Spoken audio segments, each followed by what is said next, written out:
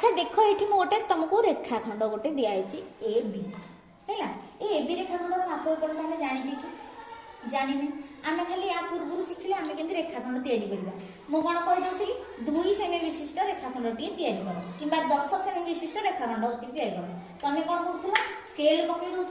शून्य स्टार्ट करके 10 टाणी टाणी दौल तार सागे सागे ए बी ना हाँ ना एति कर ना किंतु एबे तुम जान नथलो मु तुमको गोटे रेखाटे टाणी देकी एंट्री दे दे रेखाटे तना है मु कहबी रेखा तेरे गोटे रेखा खंड एटा बनेबी मन कर ओ पी ए रेखा खंड है किंतु आ मापु आमे पर जानि जे मु कहबी आकु मापी की लेख तुम कौन कर स्केल को पकई दबो जो आद्य बिंदु पाखे 0 को रखी